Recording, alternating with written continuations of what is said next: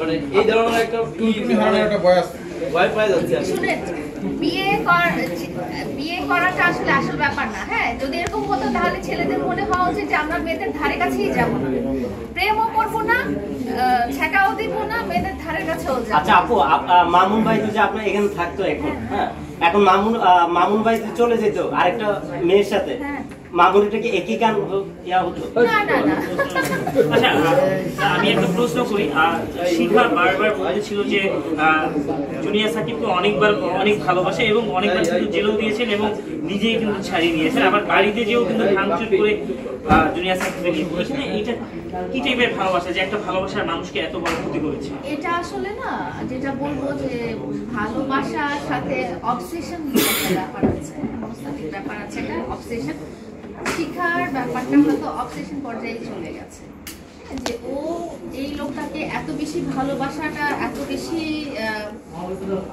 করে ফেলেছে যে ও চাচ্ছিল না যে অন্যদিকে মনোযোগটা চলে যাক, বা ও চাচ্ছিল সবকিছু ঠিক হয়ে যাক। যেহেতু ওর কন্ট্রোলের বাইরে চলে গেছে, ও হয়তো নিজের টেম্পারকে ধরে রাখতে পারে।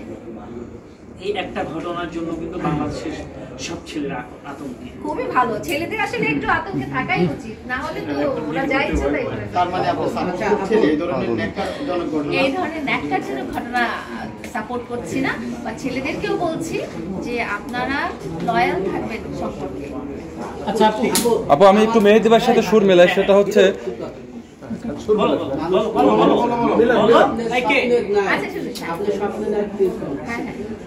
আচ্ছা ইয়া ঘুমিয়ে স্বপ্ন দেখেন নাকি এখনো? জি আপু, আমি যেটা বলতে চাচ্ছিলাম সেটা হচ্ছে শিখা যে ঘটনা ঘটিয়েছে, শিখাও কিন্তু এক সেম আপনার মতোই একজন ভাইরাল ব্যক্তিকেই বিয়ে করেছিলেন, যেমনটি আপনি মামুনকে করেছিলেন। আমরা দেখেছি যে আপনি সম্প্রতি মামুন আপনার হাতুড়ি দিয়ে বা লোহার একটা যন্ত্রাংশ দিয়ে আপনার গায়ে আঘাত করেছে।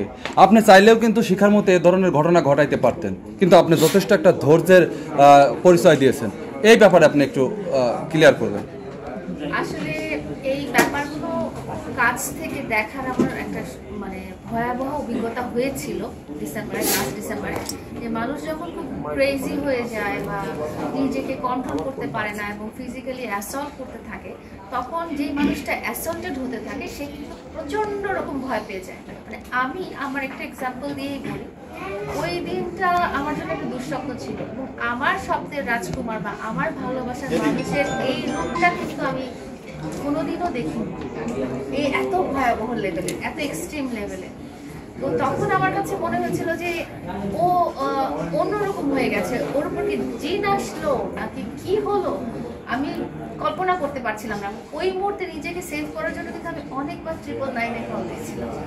হ্যাঁ, সেটাও কিন্তু এক্সট্রিম লেভেলের। আমার ভালোবাসার মানুষের জন্য এগেনস্টে আমি কিন্তু পুলিশকে কল দিয়ে ফেলেছি, সেটা কিন্তু অনেকটা এক্সট্রিম। পরবর্তীতে যখন চিন্তা করেছি যে পুলিশকে কল দিলাম, ও তো ওকে তো আমি ভালোবাসি, পুলিশ যদি তখন ওকে ধরে নিয়ে যেত, এই ধরনের চিন্তাও আসে। কিন্তু ওই মোমেন্টটা আসলে কিরকম হবে সেটা যে সাফারার, হ্যাঁ, সে ছাড়া কেউ বলতে পারবে না। যে ওই মোমেন্টে ধরেন আপনি একটা অ্যাক্সিডেন্টের মধ্যে পড়েছেন, ওই মোমেন্টে আপনার মানসিক যে ফিলিংসটা সেটা আমি দূর থেকে বসে আসলে ফিল করতে পারবো। আচ্ছা।